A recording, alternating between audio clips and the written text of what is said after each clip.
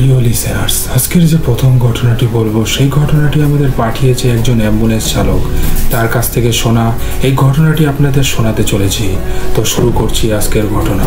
ঢাকার পুরনো গলিতে প্রবল বৃষ্টিপাত হচ্ছে, পানি জমে রাস্তায় চলতে অনেক কষ্ট হচ্ছে।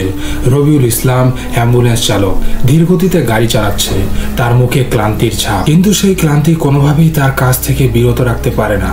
হঠাৎ তার ফোন বেজে ওঠে। ওপারের কণ্ঠ, স্যার আমার বাবা মারা গেছেন, আমি মরদেহ নিতে চাই, কিন্তু হাসপাতাল মরদেহ ছাড়ছে না, আপনি সাহায্য করবেন। রবিউল ইসলাম অল্প সময়ের মধ্যে গাড়ি চালিয়ে বের হয়ে যায়। তার কাছে এটা আরেকটি দুঃখ ভরা দায়িত্ব। রবিউল ইসলাম পৌঁছায় হাসপাতালে। সেখানে নীলা যুবতী তরুণী কান্নায় ভেঙে পড়েছে। তার পাশে দাঁড়িয়ে আছে ইয়াসির, হাসপাতালের কর্মচারী, যাকে মনে হচ্ছে একটু অস্বস্তিতে রয়েছে। ইয়াসির বলে যে টাকা না দিলে আমরা মরদেহ ছাড়ব না, এবং রবিউল ইসলাম নিজের পরিচয়পত্র দেখিয়ে বলে এটা আমার কাজ, মরদেহ আমি নিতে পারবো। ইয়াসির কিছু বলার সুযোগ পায় না, কারণ রবিউল ইসলামের পরিচিতি তাকে বাধ্য করে। রবিউল ইসলাম কাগজপত্র ঠিক করে দ্রুত মরদেহ অ্যাম্বুলেন্সে তুলতে সাহায্য করে। অ্যাম্বুলেন্স চলতে থাকে।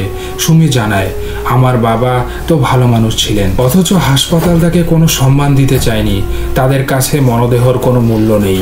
রবিউল ইসলাম গম্ভীর হয়ে বলে, দুঃখজনক ব্যাপার, এই শহরে আজকাল মানুষ জীবিত না থাকলে মরদেহের দাম কমে যায়, তারা শুধু ব্যবসা করে। তার কথা সুমির মনে গভীর প্রভাব ফেলে। মাঝে মাঝে সুমি কাঁদতে কাঁদতে তার বাবার জীবনের কথা বলে যায়, কিন্তু রবিউল ইসলাম তার সঙ্গে শান্তভাবে কথা বলে, বুঝিয়ে দেয় যে মানুষের প্রতি শ্রদ্ধা আর সম্মানটাই আসল। বৃষ্টি আরো তীব্র হয়, কিন্তু অ্যাম্বুলেন্স নিরলসভাবে চলতে থাকে। অ্যাম্বুলেন্সটি পুলিশ চেকপোস্টে এসে পৌঁছায়। এসআই নাজমুল হোসেন তার সহকারীরা দাঁড়িয়ে আছেন। এসআই নাজমুল হোসেন সন্দেহের চোখে অ্যাম্বুলেন্সের দিকে তাকিয়ে বলেন, মরদেহ কোথায় নিয়ে যাচ্ছেন? কিছু সন্দেহজনক ঘটনা তো ঘটতেই পারে। রবিউল ইসলাম তাকে শান্তভাবে বলে, আমি চিকিৎসকের নির্দেশে মরদেহ নিয়ে যাচ্ছি এবং সব কাগজপত্র ঠিকই রয়েছে। কিন্তু এসআই নাজমুল টাকা দাবি করে। রবিউল ইসলাম তখন মেহেদি সিদ্দিকী এক সাংবাদিককে ফোন করে। মেহেদি সিদ্দিকী নামক সাংবাদিক শীঘ্রই এসে পৌঁছায়, লাইভ ভিডিও শুরু করে। এই পুলিশ সদস্য জনতার টাকা আদায় করছে, তা আমরা সবাই জানি। এসআই নাজমুল হোসেন তার কর্মকাণ্ড থেকে বিরত হয়ে গিয়ে রেগে যায়, কিন্তু জনগণের চাপে সরে যায়। মেহেদি সিদ্দিকী এসে পরিস্থিতি লাইভে প্রচার করে, এটা একটা চরম দুর্নীতি, পুলিশ মরদেহের ওপর ব্যবসা করার চেষ্টা করছে। তাকে ফলো করে পুরো ঘটনা ভিডিওতে ধারণ করা হয়। এসআই নাজমুলের দৃষ্টি টালমাটাল হয়ে পড়ে, কিন্তু গণমাধ্যমের চাপের কারণে পুলিশ কিছু করতে পারে না। রবিউল ইসলাম আবারও অ্যাম্বুলেন্স চালিয়ে বের হয়ে যায়। সুমি শীঘ্রই অনুভব করে যে তার বাবার মরদেহের প্রতি সম্মান আবার ফিরে এসেছে, এবং অ্যাম্বুলেন্সটি কবরস্থানে পৌঁছায়। সুমি তার আত্মীয়দের সঙ্গে দাঁড়িয়ে মরদেহের দিকে তাকিয়ে তারা ভয় পায়, কিন্তু রবিউল ইসলাম সাহস দিয়ে বলে, এটা শুধুমাত্র মানুষের মর্যাদা এবং শ্রদ্ধার ব্যাপার, ভয় পাওয়ার কিছু নেই। মরদেহ নামানোর পর সুমি তার আত্মীয়দের সঙ্গে একসঙ্গে দাফনের প্রক্রিয়া শুরু করে। সবার চেহারায় শান্তির ছাপ ফুটে ওঠে।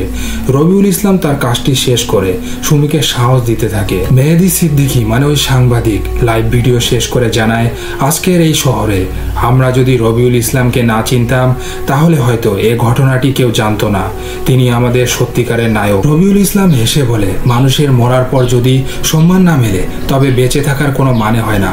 ক্যামেরা ধীরে ধীরে রবিউল ইসলামের মুখে ক্লোজ আপ হয়। এরপর সুমি ও মেহেদি সিদ্দিকীর দিকে ক্যামেরা পান হয় এবং শেষ বার্তায় বলা হয়, মৃতদেহের সম্মান থাকা উচিত, কারণ সে একদিন কারো বাবা বা ভাই বা সন্তান ছিল। সম্মান সবসময় জীবিতদের জন্য নয়, মৃতদের জন্যও প্রয়োজন। এই ছিল ঘটনা। প্রিয় লিসেনার্স, আমাদেরকে এই ঘটনাটি পাঠিয়েছিলেন সুমি, তাকে অনেক ধন্যবাদ। এবার আমরা পরের ঘটনায় চলে যাচ্ছি। রাজু একজন অভিজ্ঞ ট্রাক ড্রাইভার, দীর্ঘদিন ধরে ঢাকা থেকে বিভিন্ন শহরে মালপত্র নিয়ে চলাফেরা করে। একে একেই তার জীবনে নানা ঘটনা ঘটেছে, কিন্তু প্রতিটা রাতের যাত্রায় তাকে এক অদ্ভুত একাকিত্বের দিকে ঠেলে দেয়। অনেক বছর ধরে সেই পেশায় কাজ করছে, একা একাই রাস্তা পাড়ি দেয়, রাস্তায় রাস্তায় রাস্তায় কখনো সঙ্গী, কখনো কোনো মানুষ থাকে না, তবে অনেক সময় মনে হয় যে কিছু একটা অদৃশ্য সঙ্গী তাকে সঙ্গ দেয়। রাজু সেই রাতে রাস্তার হালকা গড়াচ্ছে যখন প্রথমবারের মতো তার পিছনে একটি ট্রাক এসে সোজা তার ট্রাকের পেছনে চলে আসে। প্রথমে সে একে অবহেলা করে, কারণ রাস্তা প্রায় মাঝে মধ্যে গাড়ি চলতে থাকে, কিন্তু পরের দিন সে লক্ষ্য করে রাত 1টার পর ট্রাকটি একেবারেই তার পিছনে চলে আসে, তাকে অনুসরণ করে। প্রথমে সে ভাবলো হয়তো অন্য কোনো ট্রাক ড্রাইভার কাজের জন্য তাড়াহুড়া করছে, কিন্তু বিষয়টি তখনও অস্বাভাবিক লাগছিল। যখন সে রাস্তার একেবারে একা ছিল, ট্রাকটি তাকে একেবারেই এমনভাবে অনুসরণ করছিল যেন এক অদৃশ্য শক্তি তাকে নিয়ন্ত্রণ করছে। কিছুদিন পর রাজু ট্রাক চালানোর সময় লক্ষ্য করে যে প্রতিটি রাতেই যাত্রার ঠিক 1টার পর ওই ট্রাক তার পিছনে চলে আসে। কিছুক্ষণ পর হালকা সিগন্যালের আলো ঝলকাতে শুরু হয়। প্রথম দিকে সে ভেবেছিল হয়তো অন্য কোনো গাড়ির সিগন্যালের আলো এভাবে দেখতে পাচ্ছে, কিন্তু রাতে একেবারে নির্জন রাস্তায় সে যখন জানলো সিগন্যাল আসলেই তার পিছনের ট্রাক থেকে আসছে, তখন ভয় লাগতে শুরু করে। সে একদিন মনের মতো সিদ্ধান্ত নেয় যে এই ট্রাকটিকে তার সামনে এনে পরীক্ষা করবে। সে গতির জন্য ট্রাকের গতি বাড়িয়ে দেয়, কিন্তু আশ্চর্যজনকভাবে ট্রাকটি আবারও তার পেছনে চলে আসে। তখনই রাজু বুঝতে পারে এটা কেবল একটি ট্রাক নয়, অন্য কিছু এখানে চলছে। রাজু তখন ট্রাকটি থেকে বের হতে গিয়ে দেখে যে ট্রাকের সামনে কোনো চালক নেই, তবুও ট্রাক চলতে থাকে। ভয় পেয়ে রাজু তখন ঘুরে এসে চালকের সিটে পৌঁছায়। তখন সেখানে কোনো মানুষ নেই, কেবল ঘরের একদম শেষ দিকে ছায়ামূর্তি দাঁড়িয়ে আছে। একদিন রাতে সেই অদৃশ্য ট্রাকটি আবারও কাছে চলে আসে। রাজু মনে কিছু পুরনো ঘটনা ফিরে আসে। কয়েক বছর আগে রাজু একটা ভয়াবহ সড়ক দুর্ঘটনায় জড়িয়েছিল, যেখানে তার ট্রাকের নিচে চাপা পড়ে মারা গিয়েছিল এক যুবক। পুলিশ জানিয়েছিল ওই যুবক কোনো দোষী ছিল না, কিন্তু তার মৃত্যুর পরও রাজু বুঝতে পারেনি যে তার কাছে সত্যি এক অপরাধের ভার ছিল। রাজু এক রাতে তার বন্ধুর কাছে এই ঘটনার কথা শেয়ার করছিল, কিভাবে তিনি ওই দুর্ঘটনার আহত যুবককে হাসপাতালে নেবার পরও সেই ছেলেটির পরিবার কোনো রকম সহায়তা না পেয়ে তাকে ত্যাগ করেছিল। কিছুদিন পরে রাজু সেই ছেলেটির পরিবারের কাছে শুনেছিল যে সে মারা যাওয়ার পর তার আত্মা সেই দুর্ঘটনাস্থলে ফিরে এসেছে। সে ভেবেছিল এটি শুধু একটি অন্ধবিশ্বাস, কিন্তু ট্রাকটির উপস্থিতি তাকে মনে করিয়ে দেয় এর মাঝে অন্য কিছু ঘটনা ঘটেছে। রাজু এই ঘটনা থেকে পালানোর সিদ্ধান্ত নেয়। এক রাতে যাত্রাপথে ট্রাকটি আরও তীব্রভাবে তার পিছনে চলে আসে। এইবার সে ভয়ে পিছনে ফিরে তাকিয়ে দেখে একটি কালো ছায়া ট্রাকের সিটে বসে রয়েছে। ছায়াটির কোনো মুখ নেই, অন্ধকার রক্তমাখা এক দেহের মতো, যার চোখ দুটো অন্ধকারে ভাসছে। রাজু চিৎকার দিয়ে জানালা খুলে বাইরে পালানোর চেষ্টা করে, কিন্তু তার দেহ যেন সেই ট্রাকের মধ্যেই আটকে যায়। সেই ছায়ামূর্তির গলা থেকে তখন একটি ভেসে আসা গম্ভীর কণ্ঠ শোনা যায়, তুমি আমার জীবন নিয়ে খেলছো, এবার তুমি চলে যাও। রাজু প্রাণপণ চেষ্টা করে ট্রাকটি থামানোর, কিন্তু সে বুঝতে পারে যে ট্রাকটি তার নিয়ন্ত্রণের বাইরে। সে জানে না এই অতৃপ্ত আত্মা তাকে কোথায় নিয়ে যাবে। পরদিন সকালে ট্রাকটি একেবারে বিধ্বস্ত অবস্থায় পাওয়া যায়, কিন্তু রাজু কোথাও ছিল না। লোকজন যখন ট্রাকটি খুঁজে পায়, তার ভেতরে কেবল একটা পুরনো ড্রাইভিং লাইসেন্স পাওয়া যায়, যার নাম ছিল রহমত আলী, যিনি সেই সড়ক দুর্ঘটনায় নিহত যুবক ছিলেন। ট্রাকের পাশে পাওয়া যায় একটি লাল প্যাকেট, যাতে ছিল কয়েকটি ফুলের পাপড়ি, এক খণ্ড পেপার, যার উপর লেখা ছিল সময় আমাদের নয়, আমরা সময়কে নিয়ন্ত্রণ করি। সেই রাত থেকে কেউ আর রাজুর ট্রাকটি কোথাও দেখেনি, কিন্তু প্রতি বছর যখন 31শে ডিসেম্বর আসে, তখন সেই সড়ক দিয়ে চলাচলকারী কোনো ট্রাক চালক শুনতে পায়, আমার জীবন নষ্ট করে দিয়েছ, তুমি ফিরে আসবে। রাজুর মৃত্যুর পর তার আর কোনো খবর পাওয়া যায়নি, কিন্তু মানুষ বলছে এখন ওই রাস্তা দিয়ে কোনো ট্রাক গেলে তাকে একজন অদৃশ্য চালক অনুসরণ করে।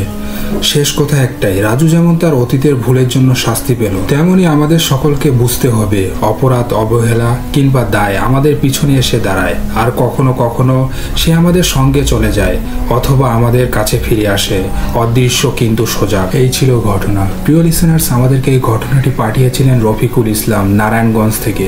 তাকে অনেক ধন্যবাদ। এবার আমরা পরের ঘটনায় চলে যাচ্ছি। বাংলার প্রত্যন্ত গ্রাম চণ্ডীপুর, সবুজ ধানক্ষেত, কাদামাটির পথ। সেই পথের শেষ প্রান্তে এক বিশাল পুরনো বটগাছ। গ্রামের প্রবীণরা বলতেন ও গাছটা অভিশপ্ত, ওখানে সন্ধ্যার পর গেলে কেউ আর ফিরে আসে না। শোনা যায় সেই গাছের নিচে 50 বছর আগে একজন চণ্ডালী নারীকে গণপিটুনি দিয়ে মেরে পুঁতে ফেলে দেওয়া হয়, কারণ তাকে নাকি ডাইনি হিসাবে সন্দেহ করা হয়েছিল। মৃত্যুর আগে সে অভিশাপ দিয়ে গিয়েছিল, এই গাছের নিচে আমার রক্ত মিশেছে, যেই আসবে তাকে আমি নিয়ে নেব। প্রথম দিকে এসব কথাকে কেউ আমলে নিত না, তবে একটা ভয় সবসময় বাতাসে ভেসে বেড়াতো। গাছটার দিকে তাকালেই মনে হতো যেন সেটা কিছু একটা গোপন করছে, গভীর অন্ধকার কিছু। একদিন গ্রামের 4 যুবক, রাকিব, জনি, তুহিন আর সাজিদ মিলে সবাই ঠিক করলো ওই সব পুরনো ভয় দেখানোর ঘটনা আমরা বিশ্বাস করি না। আজ রাতে গিয়ে প্রমাণ করে আসব সেখানে কিছুই নেই। তাদের কাছে এটা ছিল একটা চ্যালেঞ্জের মতো। তারা একটি মোবাইল ক্যামেরা নিয়ে নিল, ভিডিও করে প্রমাণ করে রাখবে বলে। পূর্ণিমার রাত, চারপাশে আলো মতো উজ্জ্বল, কিন্তু বাতাসে একটা অদ্ভুত ঠান্ডা। রাত তখন 11:58 এবং তারা পৌঁছালো সেই গাছের নিচে। শুরু করলো হাসি, মজা, ভিডিও রেকর্ডিং। এক পর্যায়ে রাকিব গাছের ডালে পাথর ছুঁড়ে বলল, এই যে ডাইনিমা, যদি থাকিস তো নাম, দেখি তোকে। ঠিক 12টা বাজতেই হাওয়ার গতি হঠাৎ করে থেমে গেল, ঝিঝি পোকার আওয়াজও থেমে গেল। এক ভয়ঙ্কর নিস্তবতা। গাছের পেছন থেকে একটা চাপা হাসির আওয়াজ আসলো, এবং জ্যান্ত কারো নয়, বরং যেন গলা দিয়ে না, হাড় দিয়ে বেরোচ্ছে শব্দটা। তাদের চোখের সামনে গাছের ওপরের ডাল থেকে ধীরে ধীরে নামলো একটা সাদা শাড়ি পরা নারী। তার চোখ দুটো একেবারে লাল, মুখে বিশাল এক হাসি, তবে ঠোঁট ছাড়িয়ে মুখ ছিঁড়ে বেরিয়ে এসেছে। তার গলার কাছ থেকে লটকে আছে একটা ভাঙা মালা আর রক্তে ভেজা লাল শাখা। 3 জন দৌড়ে পালিয়ে গেল, কিন্তু রাকিব স্থির হয়ে দাঁড়িয়ে রইল, তার চোখ অস্বাভাবিক ফাঁকা। আর কানে শোনা গেল এক ফিসফিসে আওয়াজ, তুই আমায় ডেকেছিলি, এখন আমি তোকে নিয়ে যাব। পরদিন সকাল, পুরো গ্রাম ছড়িয়ে পড়েছে খবরটা, রাকিব নিখোঁজ। সবাই মিলে খুঁজতে খুঁজতে পৌঁছায় সেই বটগাছের নিচে। দেখা যায় সেখানে মাটিতে কিছু অদ্ভুত উল্টো পায়ের ছাপ, মাটিতে যেন কেউ হেঁটেছে, কিন্তু মাথা নিচে আর পা ওপরে। আর এক কোণে পড়ে আছে রাকিবের মোবাইলটা। মোবাইল ঘেটে দেখা গেল ভিডিওর শেষ অংশে ক্যামেরার ঝাপসা ছবিতে দেখা যাচ্ছে এক ছায়ামূর্তি রাকিবকে আলতো করে জড়িয়ে ধরে মাটির নিচে টেনে নিচ্ছে। গ্রামের মুরব্বীরা গাছটার চারপাশে একটা মন্ত্র পড়ে কি যেন করে দেয়, কিন্তু কেউ আর গাছটার ধারের কাছেও যায় না। ঘটনার 5 বছর পর গাছটা এখনো দাঁড়িয়ে আছে, তবে কেউ কেউ বলে রাতের গাছের ডাল থেকে একটা পুরুষের ছায়া নেমে আসে, গাছের গোড়ায় হাঁটাহাঁটি করে। তার চোখগুলো লাল, মুখে একই ধরনের ছিঁড়ে যাওয়া হাসি। সে কাউকে ডাকে না, ভয়ও দেখায় না, শুধু একা দাঁড়িয়ে থাকে, নজর রাখে, যেন কাকে সঙ্গে নেওয়া যায়, কার সাহস হয় আরেকবার তাকে ডাকার। এই ছিল ঘটনা। এই ঘটনাটি বাস্তব কিনা জানি না, কিন্তু চণ্ডীপুরের কেউ আর রাতে বাইরে বেরোয় না, কারণ তারা জানে বটগাছের নিচে এখনো একজন পাহারাদার আছে, তার নাম রাকিব। এই ছিল ঘটনা। প্রিয় লিসেনার্স, আমাদেরকে এই ঘটনাটি পাঠিয়েছিলেন রাকিবের বন্ধু তুহিন, তাকে অনেক ধন্যবাদ। এবার আমরা পরের ঘটনায় চলে যাচ্ছি। গ্রীষ্মের এক বিকেলে আকাশ, সাইব, মৌ ও রিয়া 4 বন্ধু ঢাকার উত্তর গ্রামের দিকে বেড়াতে যাওয়ার সিদ্ধান্ত নিল। তারা জানতো মেঘনা নদী এক রহস্যময় জলরাশি, যা স্রোত গঙ্গার সাথে মিলিত হয়ে আশপাশের অঞ্চলকে হাজারো গল্পের সৃষ্টি করেছে। তবে তারা জানতো না যে তাদের জন্য অপেক্ষা করছে এক ভীতিকর অভিজ্ঞতা, যা তাদের জীবন ধরে মনে থাকবে। দুপুরে তীব্র গরমের পর তারা একটি পুরনো নৌকায় চড়ে নদী পাড়ি দিতে শুরু করলো।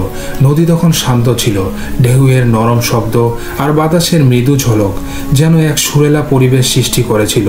কিন্তু কিছু সময় পরে আকাশে মেঘের ছায়া পড়তে শুরু করলো। সূর্য একটু একটু করে আড়ালে চলে গেল, আর জল যেন কেমন বদলে যেতে লাগলো। আজকাল এমন মেঘ কেন এত তাড়াতাড়ি জমানো শুরু করে? সাইব জিজ্ঞেস করলো কিছুটা উদ্বিগ্ন হয়ে। এবং এটা তো নিয়মিত ঘটনা না, আকাশ বলল, যদিও তার গলা অনেকটা শুষ্ক হয়ে গিয়েছিল। তবে অদ্ভুত কিছু ঘটেনি। বাতাসটা এখন কেমন যেন ভারী হয়ে উঠেছিল। নদীর তীরের গাছগুলো কেন গোড়াগড়ি খাচ্ছিল। মৌ আর রিয়া অনুভব করছিল কিছু একটা ভুল হচ্ছে।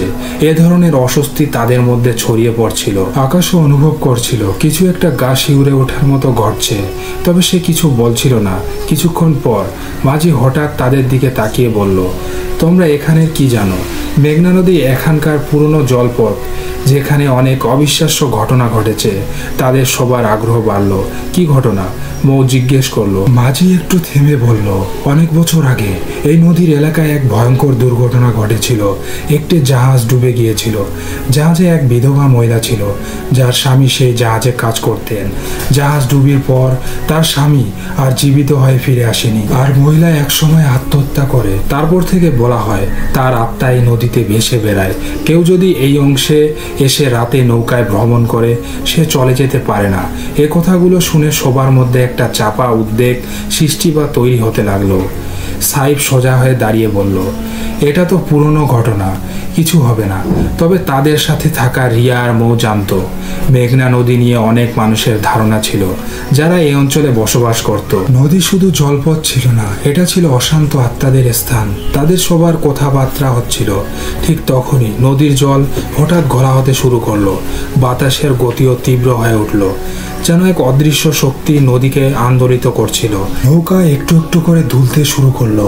মৌরিয়া, সাইফ, আকাশ সবাই শ্বাস টেনে নিতে পারছিল না, এবং মনে হচ্ছিল যেন কিছু একটা তাদের কাছ থেকে দূরে সরে যাচ্ছিল না। হঠাৎ তাদের নৌকায় এক ধরনের অদৃশ্য চাপ অনুভূত হলো। নৌকার এক পাশে কি যেন ঘেঁষে যাচ্ছে, যা কোনোভাবেই তাদের চোখে পড়ছিল না। রিয়া অস্বস্তিতে ভয় পেয়ে নৌকার এক পাশে তাকিয়ে বলল, কি হচ্ছে? এটা কি অন্য কোনো নৌকা? তবে রিয়ার কথা শেষ করতে পারেনি, কারণ সে চোখের কোণে দেখল জলরেখার মাঝে কিছু সাদা রঙের জিনিস ভেসে চলেছে। একে একে তারা সবাই সেটা দেখল। একটু পরে সেসব সাদা জিনিস পরিষ্কার হয়ে গিয়েছিল। মনে হচ্ছিল এগুলি সাদা কাপড়ে ঢাকা কিছু ছোট জিনিস, যেমন ক্ষুদ্র পাত্র বা ছোট জিনিস। এখন নদী আরো অদ্ভুত হয়ে উঠেছিল। তার চারপাশে গর্জন শোনা যাচ্ছিল, কিন্তু একে একে তা অদৃশ্য হয়ে গেল।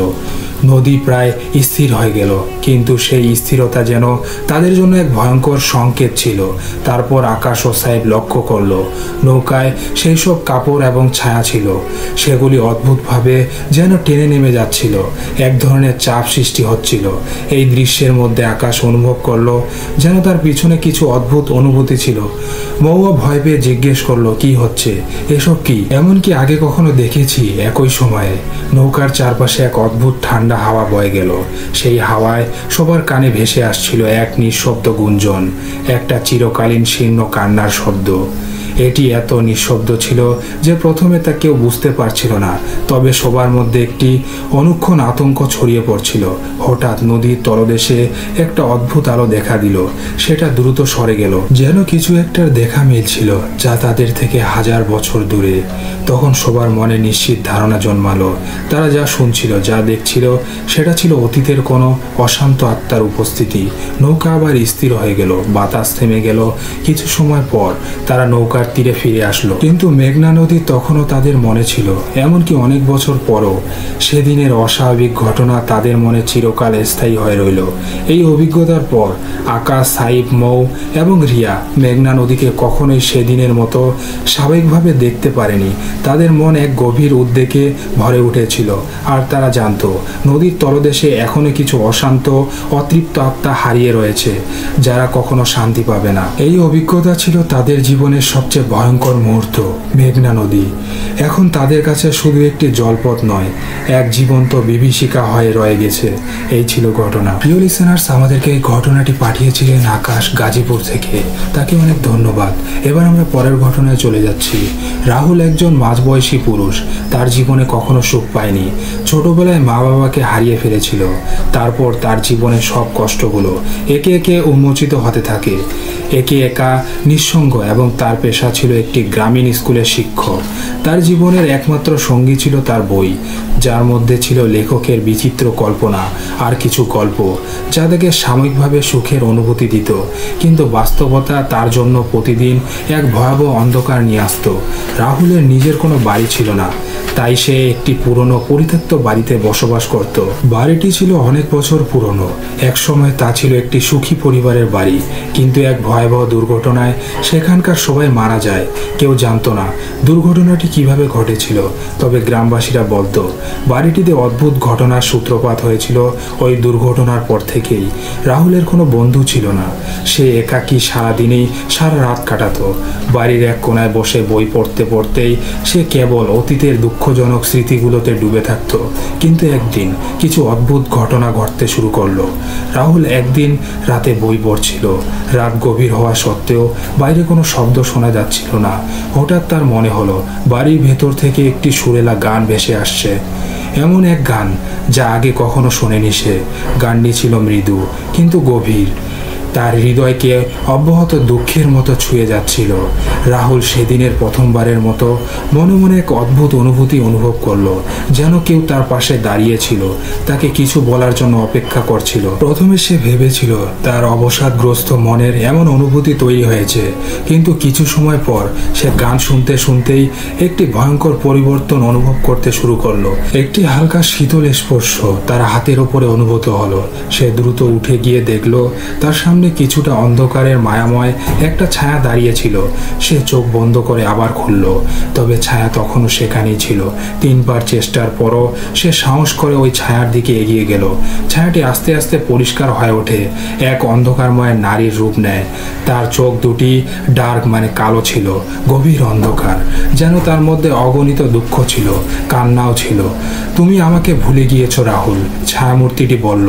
তার কণ্ঠ সুরেলা কিন্তু ভীষণ করুণ। রাহুল কাঁপতে কাঁপতে বলল, তুমি কি চাও? আমার নাম স্নেহা, আমি এই বাড়ির মালিক ছিলাম। তুমি জানো আমার কি অবস্থা হয়েছিল এখানে। সেই নারীর চোখে অশ্রু ছিল।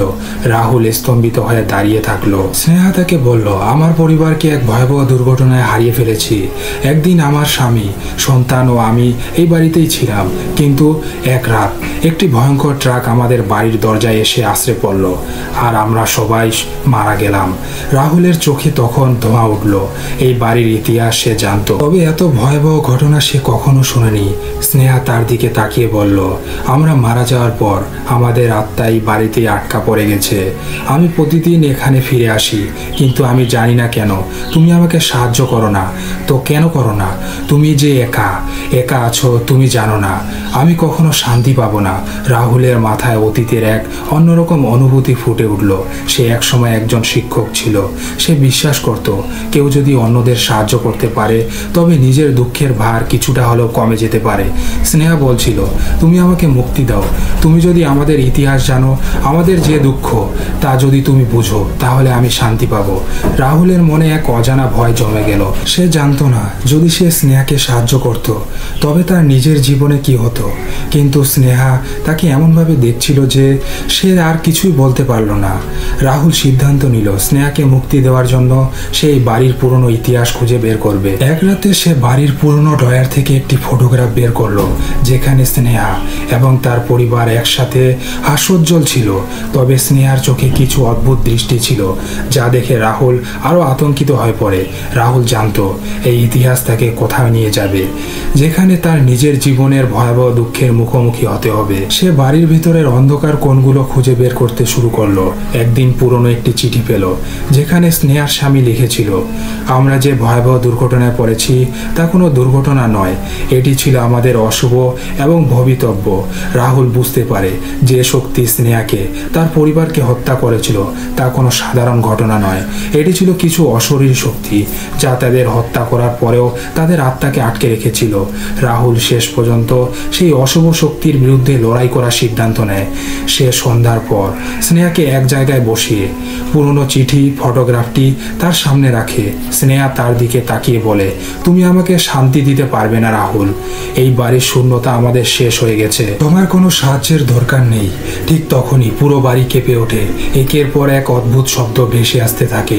ঘরের দেওয়ালগুলি কেঁপে ওঠে আর ছায়ামূর্তির উপস্থিতি শক্তিশালী হয়ে ওঠে। রাহুল চিৎকার করে বলে, তুমি চিরকাল এখানেই থাকবে, তোমার আত্মাকে মুক্তি দিতে হবে। আর তখনই স্নেহা একটি শেষ কান্নায় ভেঙে পড়ে এবং তার চোখের অশ্রু ছড়িয়ে পড়ে। এরপর বাড়ির একেবারেই ভিতর থেকে এক শক্তিশালী বিস্ফোরণ ঘটে। স্নেহা তার পরিবারের ছায়াগুলি একেবারে অদৃশ্য হয়ে যায়, তবে তাদের কান্না, তাদের উপস্থিতি রাহুলের মনে চিরকাল রয়ে যায়। সে জানতো সে তাদের মুক্তি দিয়েছিল, কিন্তু নিজের ভিতরের অতৃপ্ত দুঃখ কখনোই দূর হতে পারবে না। এখন রাহুল বুঝতে পারে ভৌতিক শক্তি এবং দুঃখ কখনোই পুরোপুরি পুরোপুরি মুছে যায় না, তা মানুষের মনে চিরকাল রয়ে যায়। এই ঘটনাটি একটি দুঃখী মানুষের ভৌতিক ঘটনা, যেখানে অতীতের অন্ধকার আত্মারা ফিরে আসে এবং একজন মানুষের জীবনে সেই অতীতের প্রতিক্রিয়া এবং তার নিজের যন্ত্রণার প্রতিফলন ঘটে। আশা করি ঘটনাটি আপনাদের ভালো লেগেছে। প্রিয় লিসেনার্স, আমাদেরকে এই ঘটনাটি পাঠিয়েছিলেন রাহুল, তাকে অনেক ধন্যবাদ এরকম একটা ঘটনা আমাদের উপহার দেওয়ার জন্য। এবার আমরা পরের ঘটনায় চলে যাচ্ছি। ঘটনাটা বছর 3 আগের। আমি তখন ঢাকার বিশ্ববিদ্যালয়ে 4র্থ বর্ষে পড়তাম। থিসিস করছি গ্রামের লোককাহিনী আর কুসংস্কারের ওপর। শুনেছিলাম রাজশাহীর পাশে একটা নির্জন গ্রাম ছাপাতলি, সেখানে নাকি একটা পরিত্যক্ত কুয়ো আছে। লোকেরা বলে সেই কুয়ো একা মানুষকে ডাকে, যে শোনে সে ফেরে না। আমার কৌতূহল তুঙ্গে গবেষণার খাতিরে চলে গেলাম। গ্রামের মানুষ খুবই শান্ত, কিন্তু কুয়োর নাম শুনলেই সবার চোখে এক ধরনের আতঙ্ক। এক বৃদ্ধা কাপা গলায় বলতে শুরু করলেন, তুমি যদি ওই কুয়োর ডাক শোনো তাহলে কানে আঙ্গুল দিও না, কারণ ও চেনে চুপ থাকা মানুষদের বেশি। আমি বিশ্বাস করিনি, বরং পরদিন রাতে পরিত্যক্ত কুয়োর কাছেই স্কুল ঘরে ক্যাম্প করে রেকর্ডার সেট করলাম। রাত তখন 12:34। চারপাশে তখন থমথমে পরিবেশ। হঠাৎ খুব মিহি, ভেতরে কেঁপে যাওয়া এক নারীর কণ্ঠ, এইখানে আয়, আমার খুব একা লাগে। শরীরের রক্ত যেন ঠান্ডা হয়ে গেল, কিন্তু আমি সাহস করেই এগোলাম। কুয়োর ধারে গিয়ে টর্চ জ্বালালাম, কোনো কিছুই নেই। হঠাৎ বাতাস বন্ধ হয়ে গেল, অদ্ভুত নিস্তবতা। আর ঠিক তখনই কুয়োর ভেতর থেকে উঠতে শুরু করলো কিছু। প্রথমে পানি মনে হলো, তারপর বুঝলাম চুল, ভেজা লম্বা পেঁচানো চুল। তারপর এক মুখ বেরিয়ে এলো, চোখ নেই, কেবল দুটো গর্ত কালো মতো। নাক নেই, মুখটা ঠোঁট ছাড়া, দাঁত আর মাংস একেবারে বেরিয়ে আছে, যেন কেউ ভিতর থেকে কামড়ে ছিঁড়েছে। তুই পরে যা, আমি খুব একা, তোকে নিয়ে যাব। আমি পালাতে গেলাম, কিন্তু তখন পেছন থেকে কুয়োর পানি ফেটে উঠে এক জোড়া সাদা হাত আমার পা চেপে ধরলো। ঠান্ডা হাড়ের মতো শব্দ। আমি চিৎকার করতে পারছিলাম না, হাত পা ঘামছে, চোখের সামনে সব ঝাপসা। হঠাৎ ব্যাগের ভেতরে রাখা কোরআনের কপি খসে মাটিতে পড়ল। সাথে সাথে এক বিকট চিৎকার, যেন কোনো ছায়া ছিঁড়ে যাচ্ছে বাতাসে। আমি জ্ঞান হারালাম। সকালে গ্রামের কিছু মানুষ আমাকে কুয়োর পাশে কাদায় পড়ে থাকতে দেখে বাড়ি নিয়ে যায়। হাত পায়ে আঁচড়, মুখে কালি লেগেছিল। বয়স্ক হুজুর বললেন, তোর ওপর ছায়া বসেছিল, ওরা ডাকলে ফিরতে নাই। তুই বেঁচে আছিস কারণ কেউ তোকে টেনে রেখেছিল। ঢাকায় ফিরে এসে আমি স্বাভাবিক হতে পারিনি। রাত হলেই কান পাতলেই শুনতাম সেই কণ্ঠ, এইখানে আয়, আমার কাছে থাক। তুই তোর কথা শেষ করিসনি। তবে সবচেয়ে ভয়ঙ্কর ঘটনা হলো 13 দিন পর। ঘুম ভেঙে দেখি আমার বিছানার পায়ে পানি পড়ছে টপ টপ করে, জুতো জোড়া ভিজে কাদায় মাখা, আর আমার ডেস্কের ওপরে খোলা থিসিস নোটবুকের এক পাতায় লেখা, এই ঘটনা তুই শুরু করছিলি, শেষ আমি করব, তোকে নেব। ঠিক তখন 12:34-তে যে ঘড়ি দেখলাম, এখন বাজে 12:33। পেছনে তাকাতেই বাতাস নিস্তব্ধ হয়ে গেল। আয়নায় আমার প্রতিচ্ছবি নেই, কেবল দাঁড়িয়ে আছে ভেজা গর্ত চোখালা সেই মুখ, ঠোঁট ছাড়াই হাসছে। এই ছিল ঘটনা। প্রিয় লিসেনার্স, আমাদেরকে এই ঘটনাটি পাঠিয়েছিলেন আবির, তাকে অনেক ধন্যবাদ। এবার আমরা পরের ঘটনায় চলে যাচ্ছি। নীলাঞ্জনা একজন তরুণী লেখিকা, যিনি সবসময় অদ্ভুত রহস্যময় ঘটনা লিখতে ভালোবাসেন। একদিন তার পুরনো বন্ধু কৌশিকের কাছে একটি অদ্ভুত উপহার পান, একটি পুরনো ডায়েরি। কৌশিক জানায় এই ডায়েরিটি তার দাদার ছিল, যিনি একদিন রহস্যজনকভাবে নিখোঁজ হয়ে গিয়েছিলেন। কৌশিক আরও জানায় সে একসময় ডায়েরিটি উদ্ধার করেছিলেন, কিন্তু এই ডায়েরির সাথে সম্পর্কিত কিছু ভয়ানক ঘটনাও ছিল, যা তার মনে এক অদ্ভুত আতঙ্ক তৈরি করে। কৌশিক বলেছিল যে এই ডায়েরিটি আমার দাদার শেষ স্মৃতি। আমি জানি না কেন, কিন্তু কিছু অদ্ভুত ঘটনা ঘটেছিল। আমি চাই তুমি এটা পড়ো, তোমার উপন্যাসের জন্য নতুন কিছু হতে পারে। নীলাঞ্জনা প্রথমে ডায়েরিটি নিয়ে কোনো গুরুত্ব দেয়নি, তবে একদিন দুপুরবেলায় ঘরের এক কোণে রেখে সে অবশেষে ডায়েরিটি খুলতে শুরু করলো। প্রথম পাতাটি পুরোপুরি সাদা ছিল, কিন্তু এরপর দ্বিতীয় পৃষ্ঠায় যা ছিল তা তাকে অবাক করে দিল। আজ রাতে আমার পেছনে কিছু একটা দাঁড়িয়ে, আমি জানি না কি, তবে কিছু অদৃশ্য শক্তি আমাকে অনুসরণ করছে। আমি যদি রাস্তায় হাঁটি, এই শক্তি ঠিক আমার পিছনে চলে আসে। ঘরেও আমি যখন একা, তখন অনুভব করি কেউ যেন আমাকে পর্যবেক্ষণ করছে। আমি ঘুমানোর চেষ্টা করি, কিন্তু প্রতিবারই আমার চোখের সামনে ভেসে ওঠে সেই ছায়ামূর্তি, যার চোখের দৃষ্টি ছিল পুরোপুরি অন্ধকার। আমি ভয় পাচ্ছি। নীলাঞ্জনা প্রথমে ভাবল এটি তার দাদার কল্পনা, কিন্তু যতক্ষণ সে ডায়েরি আরও পৃষ্ঠা পড়তে থাকে, ততই তার মধ্যে আতঙ্কের অনুভূতি আরও বেড়ে যায়।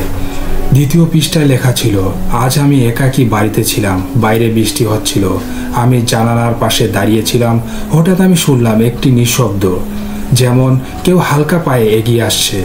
আমার চোখে কিছু ঝাপসা দেখা গেল, তবে যে দৃশ্য আমার মাথায় ঢুকে গেল, আমি পালিয়ে গেলাম। কিন্তু সেই মুহূর্তে ঘরটা পুরোটাই অন্ধকারে ডুবে যায়। কিছু একটা আমার চারপাশে ঘুরতে থাকে। তারপর আমি শুনলাম এক অস্পষ্ট কণ্ঠ, তুমি পালাতে পারবে না, আমি তোমাকে অনুসরণ করব। নীলাঞ্জনার মনে হতে থাকে, কি দেখছে সে? একজন মানুষের বা তার দাদার মনে এমন ভয়াবহ চিন্তা কিভাবে আসতে পারে সে জানতো না। এটি শুধু কল্পনা না, এমনকি তার দাদার মৃত্যু ও অদৃশ্য শক্তির উপস্থিতি একরকম ও অন্যরকম বাস্তবতার দিকে তাকে নিয়ে যেতে পারে। ডায়েরির তৃতীয় পৃষ্ঠায় লেখা ছিল, আজ রাতে আমি ঘুমাতে পারিনি, আমি জানি না কি হচ্ছে, কিন্তু আমি আবার সেই অদৃশ্য শক্তি অনুভব করছি। ঘরের কোণায় সেখানে একটা মানবের মুখ, একটা ছায়ামূর্তি দাঁড়িয়ে, তার চোখের দিকে তাকানোর সাহস আমার নেই, কিন্তু আমি জানি সে আমার দিকে তাকিয়ে আছে। আমি জানি না এটাই কি আমাকে মেরে ফেলার উদ্দেশ্য, নাকি শুধু তাকে তাড়ানো না পারার উপায়।